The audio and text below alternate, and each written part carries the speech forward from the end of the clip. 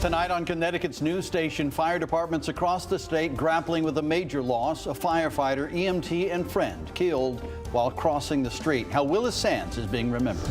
And days after a nurse was found murdered in a suspect's home, we're learning more from the arrest warrant of the man police believe may be responsible. Exactly what led up to the discovery of the body ahead. Plus, a local police officer on leave, a use of force investigation underway, new video released today, shedding more light on exactly what happened. We're unpacking it ahead. Now at 10, this is Fox 61, Connecticut's news station. Fire departments all across the state mourning the loss of a longtime colleague. And that's where we begin here at 10. Thanks for joining us tonight on the CW20. I'm Brent Harden. And I'm Sarah Sanchez. Willis Sans served for decades as a firefighter and paramedic. He was killed while walking alongside a road last night. Fox 61's DeAndrea Turner spoke with fire department officials about the impact Sans left on departments across the state. The fire chief tells me that Willis Sans was a mentor to many of the men and women that walked through these doors and people across this community, and that he's truly going to be missed. Very, very sad, very tragic and unexpected last night. A somber day at the Garden Lake Volunteer Fire Company in Salem after they lost one of their own, Willis Sans. Sans was hit and killed while walking across Colchester Road in Salem Sunday night after he participated in the fire company's trick-or-treat event. Was headed home, walked across the street, and that's where the incident happened. Fire Chief Peter Silva says that when they responded to the initial call, they didn't know it was one of their own until they saw him. Any of the traumas have their challenges associated with them during and the aftermath, and then having it be one of your own just adds on top of that. He says one of the things that's getting the fire company through this tragic event is seeing the impact Sans had on multiple communities. Social media filled with those paying their respects. He had been a part of the emergency services community here in Connecticut and in New York for nearly 50 years. He was a staple in many departments in southeastern Connecticut, as well as parts of New York. Even responding in the aftermath of the terrorist attacks on September 11th, 2001. The chief says his hard work, dedication, and personality that filled the room will be missed. Just an all-around good guy, and he was at the 4 or 5 decades, and that can't be replaced. This is going to leave a big hole. And the chief also tells me that many of the firefighters came together tonight to have a critical stress debrief in light of this incident to talk about what happened and how they're feeling. In Salem, DeAndrea Turner, Fox 61, Connecticut's news station. Hard loss there, DeAndrea. Thank you.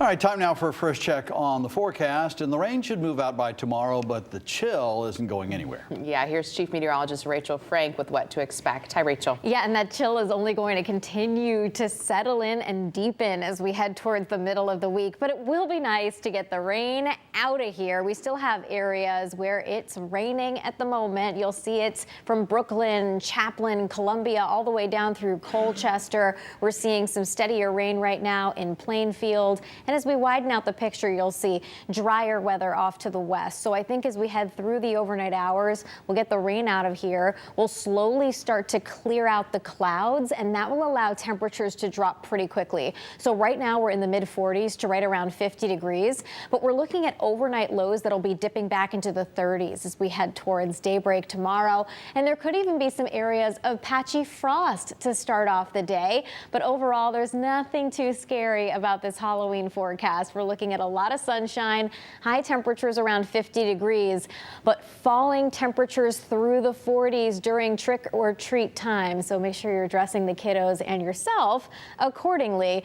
We'll have a reinforcing shot of cold air arrive for the middle of the week and our first sub-freezing temperatures in the forecast. We'll explain coming up. All right, Rachel, thank you. We have new details tonight from Willimantic in what police are calling one of the worst murder cases they've ever seen.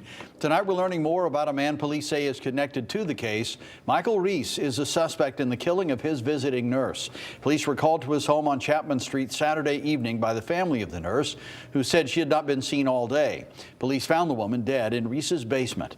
According to his arrest warrant, officers say Reese tried running out the back door of his home with several of the woman's items in his possession. He was taken into custody and charged with possession of drug paraphernalia and larceny, but has not yet been charged with the woman's death. We're waiting for more information from Hartford police regarding a woman's death. Police tell us a body was found in an apartment this morning. Investigators believe she'd been dead for days. Officers were called to the apartment on Mather Street. At this time, the woman has not yet been identified. The chief medical examiner is investigating how she died. A teen charged with killing his father stood before a judge today in Middletown. 18-year-old Matthew Craig is being charged with first-degree manslaughter and risk of injury to a child. His arrest warrant details how on Saturday night, Craig's father trespassed into his girlfriend's home where Craig was staying with his girlfriend. Police say a fight escalated and ended with Craig allegedly stabbing his father multiple times in the back. His public defender argues he was just trying to protect the people around him. He has a very, very strong defense of others in his actions. The fact that he called the police, the fact that he tried performing CPR on his father, the fact that he gave first aid, including putting pressure on the wounds, the fact that he was trying to save his dad's life after this horrible thing happened. Craig has been released on $50,000 bond, lowered by the judge from $250,000. He will live with his mother on 24/7 house arrest in between court appearances. Part of Route 34 in Orange is back open tonight after a deadly crash. A tractor trailer and a car were involved. It was closed in both directions from Racebrook Road to Grassy Hill Road while police investigated. The fire department says a person in that car died. The driver of the tractor trailer was taken to the hospital with minor injuries. What we did initially, right away, we got a hold of the first selectman, let him know that there was going to be a traffic issue in the town. We got a hold of the Board of Education immediately, let them know that the school buses would have difficulty getting around to pick up children, and also teachers getting to work. And we did the best we can with social media. Investigators are still trying to determine what happened in that crash. Developing tonight, it's been just over 2 weeks since a Naugatuck police officer used force on a suspect, tasing them at least 3 times. And now the department is releasing the name of that officer and video from the incident. Now, luckily, nobody was hurt, but we do want to warn you, some of you may find it disturbing to watch. Fox 61 New Haven County Bureau reporter Julia LeBlanc takes us through it. Shut it off! Shut the f***ing thing off or die! 2 agencies are now investigating this incident from October 14th. There's a criminal investigation into the officer's actions and an internal affairs investigation. Taser, taser, taser, one down.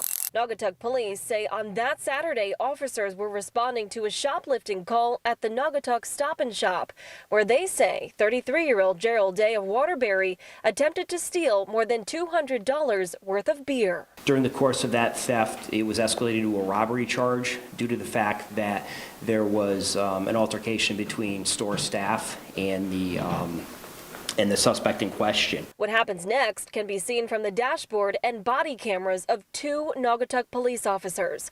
One of them, Officer Nicholas Quijas, a 13-year veteran of the department, now on paid administrative leave. In the video, you can see Officer Quijas attempting to stop the suspects in the car when they drove off, hitting 2 police cruisers. Eventually, it crashes into a utility pole down the street. Then Officer Quijas can be seen using his taser on Day at least 3 times. On your stomach now! On your stomach! How many Police say no injuries were reported during the arrest, but after the incident, supervisors referred the case to the state's attorney's office. That office then directed state police to look into it. My main intent here today is to be transparent with the community, to maintain confidence and trust that our officers are out there doing what they need to do. The Naugatuck Police Department also notified the Greater Waterbury NAACP of the investigation into the use of force, having conversations with them and other stakeholders about what happened here. I live in Waterbury, so hard videos is what we see. I think what's difficult is when we don't talk. I think what is phenomenal here is that they self-reported, they reached out to us, and we responded immediately. We're also learning Officer Quijas used force back in 2020, firing his service weapon at least 3 times at a suspect, but never actually hitting them. The Inspector General looked into that case and found that his actions were justified. As we mentioned, the Connecticut State Police is looking into this incident, and they tell us that is active and ongoing. We are in Naugatuck. Julia LeBlanc, Fox 61, Connecticut's news station.